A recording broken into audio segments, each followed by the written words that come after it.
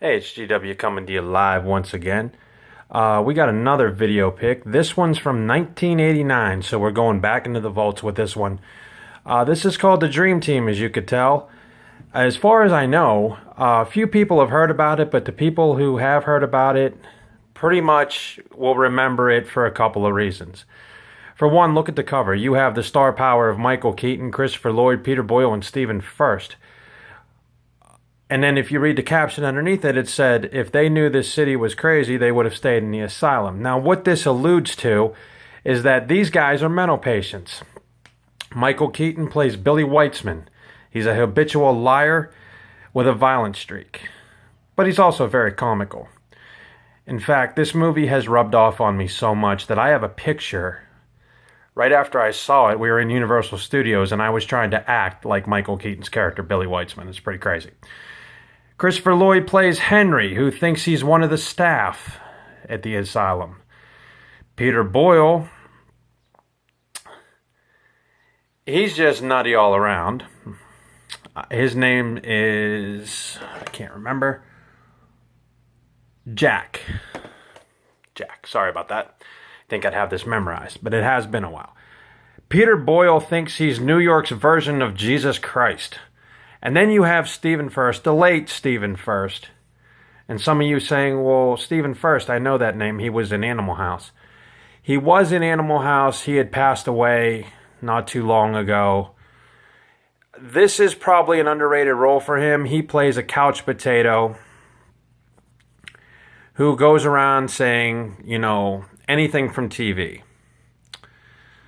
He sings the theme song for Sara Lee, for crying out loud.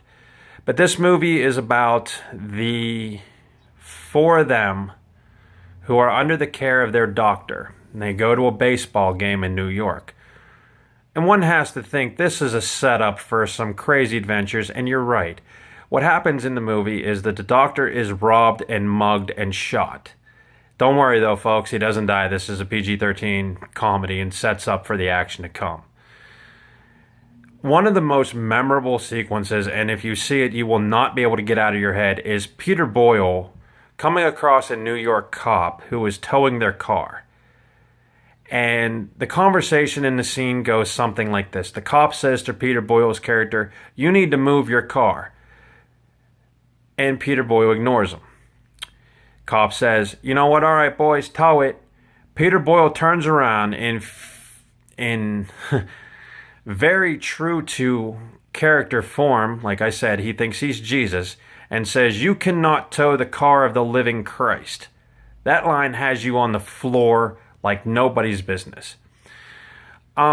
This is a good movie for a couple of reasons. Other than the humor aspect, what the people find that they are better off in the institution than out on the streets. Especially Michael Keaton's character, who actually has a heart-to-heart with his ex-wife in the film. Henry finds out why he should be there, and the film goes on and so on. Being that this is a 1989 movie, like I said, I don't believe this got as much fanfare as it did, but these are comedy powerhouses once you see them together. The film does kick into overdrive once the wheels are set in motion for a trip. And it's kind of funny because on the way to the baseball game, we're talking maybe 5-10 minutes into the movie at best. You could tell it's an 80s movie. They ramp up Walk the Dinosaur by Was Not Was. Was Not Was a group around who had probably 2 hits. One of them was Walk the Dinosaur. And they pump this song vigorously throughout the credits. And you get that 80s sense of nostalgia hitting you in the face.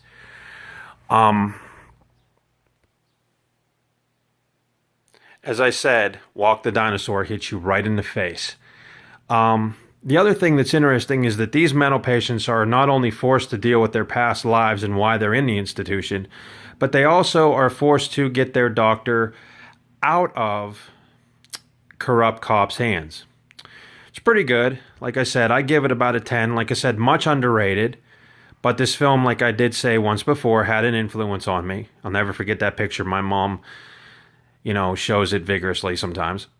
And I see it and I just go, oh yeah, I played Billy Weitzman from The Dream Team. Because at the time, this movie was probably to me one of the coolest things ever. And Stephen Furst has been on, like I said, Animal House. You might know his name. He was in another film called Up the Creek with co-Animal House star Tim Matheson. You should check that one out. It's a goofy 80s movie. They have not made an official DVD for that one yet, but you can buy it at Amazon.com in a DVD-R, and I suggest you pick it up because it is on Blu-ray as well. But like I said, this film was put out by Universal Studios, and I really think you should check it out because it's not just a comedy that's dumb or a comedy that's crazy, you know, and the fact that the film goes in all directions. It actually is a very focused script. The scenes with Michael Keaton are great. Christopher Lloyd's character, like I said, wanted to be a doctor. He shows up. And, you know, the chemistry between the four are amazing. And I don't know why they didn't scream sequel at this. Probably because it didn't do as much as it should at the box office. But this is an underrated gem. If you have time, check out The Dream Team, put out by Universal Studios. It's just under 2 hours long. And I'm telling you, there is heartwarming parts, there's drama parts in there, but the comedy is what takes this film over. And being that they didn't actually murder somebody, you know, it also is a good family movie as well, considering the dumbness of the plot, which is very smart.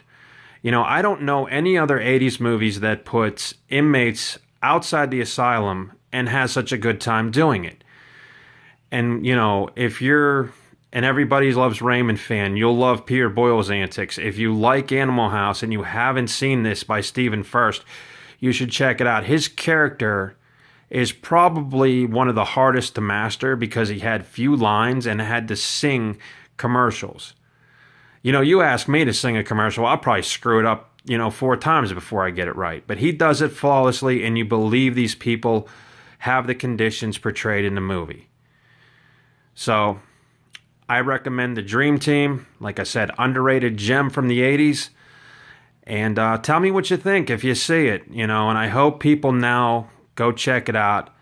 You know, Christopher Lloyd alone, you know, with Peter Boyle is worth the price of admission. It's probably not going to be a big blockbuster comedy like, say, American Pie. It's probably not viewed in that respect. But what you will find is a very funny, very talented, very straightforward movie that is actually done very well. So check out The Dream Team. And as always, I'll keep making them if you keep watching them. See you at the movies.